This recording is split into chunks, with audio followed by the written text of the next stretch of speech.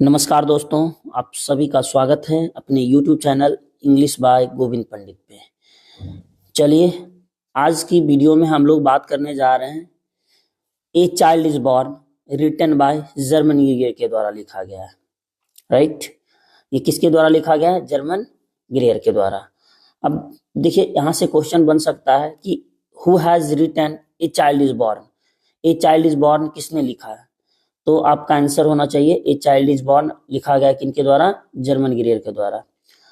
ये 12th class का 7वां chapter है। इसके राइटर ये हैं, जर्मन ग्रीयर। ठीक, और इस चैप्टर से जितने भी इंपॉर्टेंट क्वेश्चन बनते हैं उस सारा क्वेश्चन को हम लोगों ने डिस्कस किया है। और ये जितने भी क्वेश्चन हैं होंगे वो सारे क्वेश्चन जो है आपके 12th एग्जाम के पर्पज से भी आए हैं। और इससे पहले हम लोग 6 चैप्टर कंप्लीट कर चुके हैं। जितने भी 6 चैप्टर में इंपॉर्टेंट क्वेश्चन हैं वो सारा क्वेश्चन हम लोग कर चुके हैं। इस नहीं देखें तो इस वीडियो को आप जाके देखिए और इस 1 to 6 मतलब 1 to 6 चैप्टर जो कंप्लीट हो चुका है वो सारा कंप्लीट चैप्टर में हर एक इंपॉर्टेंट क्वेश्चन को हम लोगों ने डिस्कस किया है। तो वहां से जाके आप प्लेलिस्ट में दिया हुआ लिंक, वहां से जाके आप वॉच कर सकते हैं। ठीक, और जितने भी आपके दोस्त सर्कल हैं उन लोगों को भी बता दीजिए ताकि उनका भी मतलब भलाई हो सके और अच्छे से अच्छे एग्जाम में मार्क्स गेन कर सके। तो चलिए स्टार्ट करते हैं हम लोग। ए child is born, a child is born लिखा गया है जर्मन ग्रीयर के द्वारा। सबसे पहला क्वेश्चन इस चैप्टर का आपका हो रहा, all technological changes causes dash problems. कहता है सभी जो जितने भी टेक्निकल चेंजेस होती हैं वो किसकी प्रॉब्लम की वजह से होती हैं, किसकी समस्या के कारण होती हैं? तो सोशल प्रॉब्लम्स के कारण होती हैं, या बिहेवियरल प्रॉब्लम के कारण होती है, या इंडस्ट्रियल प्रॉब्लम के कारण होती है, या पर्सनल प्रॉब्लम के कारण होती है। तो यहाँ आपका आंसर हो जाएगा सोशल प्रॉब्लम। जितने भी टेक्निकल चेंजेस होते हैं वो सोशल प्रॉब्लम के कारण हो रहे हैं। अगला देखिए, दूसरा, dash women had given up going to international conference. किसने अंतरराष्ट्रीय सम्मेलन में जाना छोड़ दी थी, या कहाँ की महिलाओं ने अंतरराष्ट्रीय सम्मेलन में जाना छोड़ दी थी? तो आपको पता होना चाहिए अगर इस चैप्टर को पूरी तरह से पढ़े होंगे। अगर नहीं भी पढ़े तो कोई बात नहीं, थोड़ा सा ब्रीफ में हम लोग जानकारी प्राप्त कर लेते हैं। जब जर्मन ग्रीयर जी कहीं भी जाती थी अंतरराष्ट्रीय, मतलब ये सबसे पहले तो ये तो फेमिनिस्ट थी। जर्मन ग्रीयर क्या थी? फेमिनिस्ट थी। ठीक है, फेमिनिस्ट बोले तो जो नारी के मतलब सहयोग में आवाज उठाए, दैट इज कॉल्ड फेमिनिस्ट। ये फेमिनिस्ट थी और कहीं भी कुछ भी होता था तो ये बढ़ चढ़ कर हिस्सा लेती थी और नारी के मतलब साथ ये आवाज उठाती थी। तो यहाँ पे कहता है dash women had given up going to international conference, मतलब सूडान की महिलाओं ने क्या किया था? अंतरराष्ट्रीय सम्मेलन में जाना छोड़ दिया था। बिकॉज ऑफ कोई कारण होगा, एनीबडी, रीजन कुछ भी हो। चलिए, तो यहाँ पे इसका ऑप्शन हो जाएगा आपका ए, मतलब सूडान की महिलाओं ने इंटरनेशनल यानी अंतरराष्ट्रीय सम्मेलन में जाना छोड़ दी थी। तीसरा क्वेश्चन है, when a baby is born it is an occasion of Joy for dash. कहता है जब बच्चा जन्म लेता है तो ये जो ओकेजन मतलब जब बच्चा जन्म लेता है तो ये क्या होता है कि it is an occasion of Joy for dash. ये जो खुशियों का अवसर होता है वो किसके लिए होता है? द मदर के लिए होता है, या द फादर के लिए होता है, या स्ट्रेंजर्स के लिए होता है, या द होल फैमिली के लिए होता है? तो जब कोई बच्चा जन्म लेता है तो ये पूरे फैमिली में ना खुशी होती है। तो ये हो जाएगा आपका डी नंबर ऑप्शन, पूरे फैमिली के लिए क्या होती है? खुशी होती है। अगला देखिए, कहता है फिर the voices of a few women raised in warning can not be heard.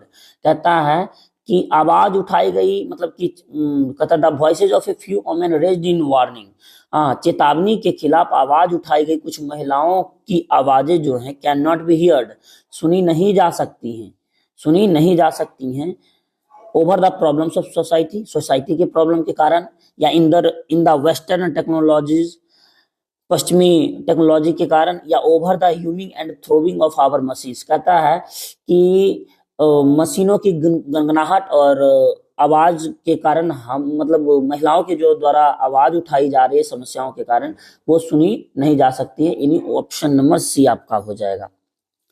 Over the humming and throwing of our machines. चलिए अगला, a woman has to observe various customs and rituals during dash. कहता है ए women, एक महिलाएं जो हैं वो कई तरह से रीति रिवाज और अनुष्ठान का मतलब अनुभव करती हैं, ऑब्जर्व करती हैं। वो कब? एजुकेशन के समय जिसमें महिलाएं पढ़ती है उस समय, या कुकिंग के समय जिसमें कुकिंग करती हैं उस समय, या हैविंग बाथ नहाने के वक्त, या प्रेगनेंसी के दौरान। तो भाई ऑप्शन नंबर क्या हो जाएगा आपका? डी, यानी प्रेगनेंसी के दौरान। प्रेगनेंसी के दौरान क्या होता है कि महिलाओं को कई तरह के रिचुअल्स, कई तरह के कस्टम्स को निभाना पड़ता है। तो चलिए, जैसे कि आप लोग भी अपने अपने घर में देखते ही होंगे। तो चलिए छठा नंबर क्वेश्चन है आपका, the ways of managing childbirth in traditional societies are dash. कहता है कि पारंपरिक समाज में जन्मे बच्चे का traditional societies, the ways of managing childbirth in traditional societies are dash. कहता है पारंपरिक समाज में जन्मे बच्चे का जो क्या मैनेजिंग जो वे जो तरीका होता है वो कैसे होता है? Many and varied, few, none या सम। मतलब कई तरह से, विभिन्न और कई तरह से पारंपरिक समाज में जन्मे बच्चे का मतलब ये होता है, तरीका होता है, राइट। अगला देखिए, यानी आपका ऑप्शन नंबर हो जाएगा ए। ठीक। सातवां, in a traditional society a woman is known as the mother of her first born child but the west regards it is dash. कहता है पारंपरिक समाज में एक महिलाएं जो होती है वो जानी जाती है अपने पहले बच्चे के जन्म के नाम से, जबकि but the west regard it as, लेकिन पश्चिमी सभ्यता में इसे क्या माना जाता है? आउटरेजियस माना जाता है। यानी ऑप्शन नंबर सी हो जाएगा। मतलब कलंकित माना जाता है, बुरा माना जाता है। निगेटिव टाइप का वर्ड है आउटरेजियस, राइट। मतलब अशुभ माना जाता है, जो आप कह सकते हैं। अगला देखिए, आठवां, who has written a child is born. A child is born किसने लिखे हैं? तो बी रसल, सिग्गानाया या Germaine Greer, none of these. तो पहले ही हम बता चुके हैं, who has written a child is born, तो जर्मन गिरियर। ओके। अगला देखिए, कहता है Germaine Greer was born in कब डैश। जर्मन गिरियर का जन्म कब हुआ था? ये कब जन्म ली थी? तो आपका हो जाएगा 1939, 1939 में इनका जन्म हुआ था। चलिए अगला, ये Germaine Greer is an dash writer. कहता है जर्मन गिरियर मतलब जो राइटर थी वो कैसी राइटर थी? इंडियन राइटर थी, कहाँ की राइटर थी? अमेरिकन राइटर थी, या ब्रिटिश राइटर थी, या ऑस्ट्रेलियन राइटर थी? कहाँ की ये राइटर थी?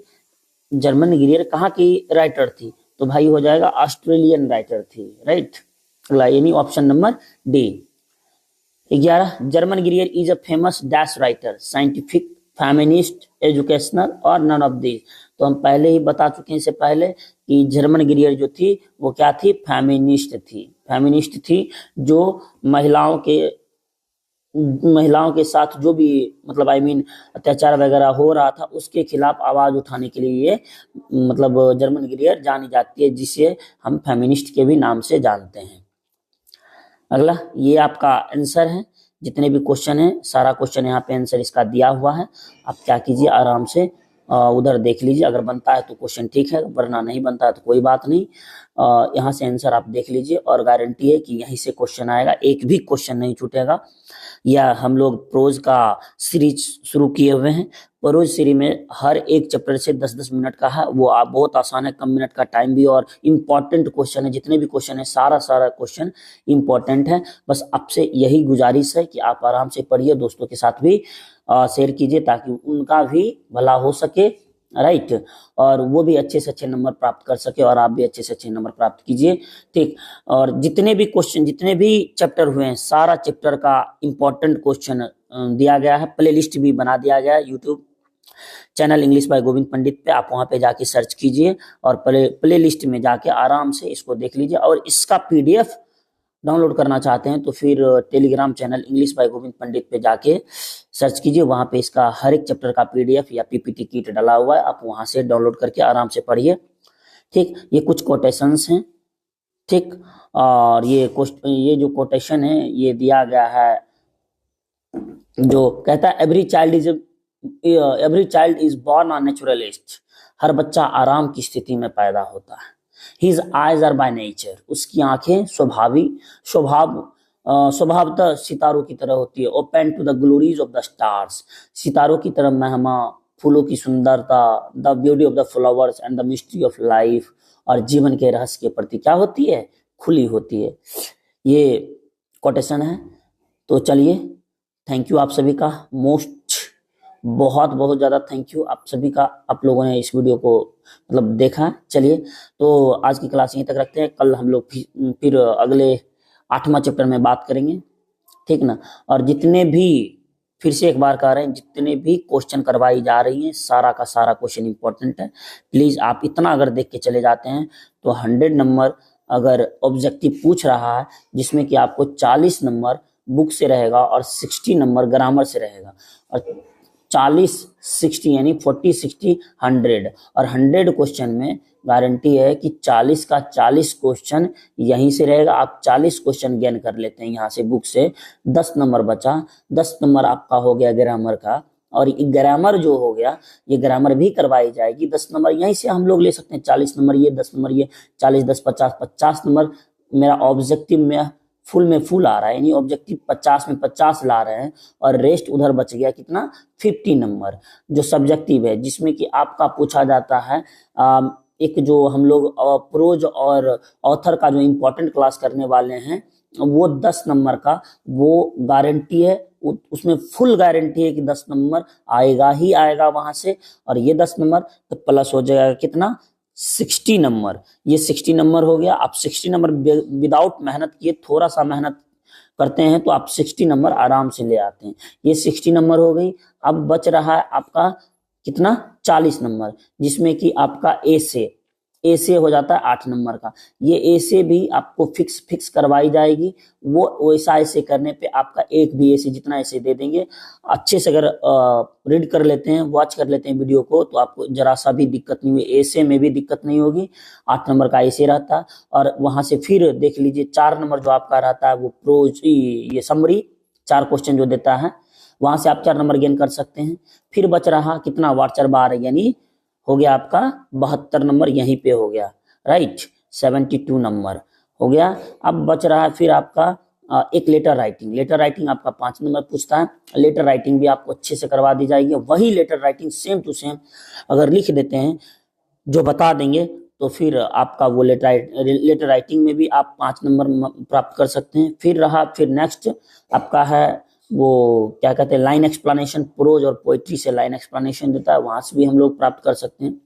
रेस्ट 10 नंबर लास्ट में बचता है, वो क्वेश्चन आंसर है, वो क्वेश्चन आंसर करवा दिया जाएगा। उस क्वेश्चन आंसर को भी कर लेते हैं तो आपका, तो कहने का मतलब हम क्रैश कोर्स में भी 100 आउट ऑफ 100 पढ़ रहे हैं, इसलिए तो वहां पे आपको बताया गया है कि गारंटी के साथ ये क्वेश्चन आएगा, और 100 में 100 हम लोग ला सकते हैं, थोड़ा सा अगर मेहनत करें तो चलिए, bye, see you, take care, love you all, मिलते हैं कल, तब तक smart, good night, see you, bye.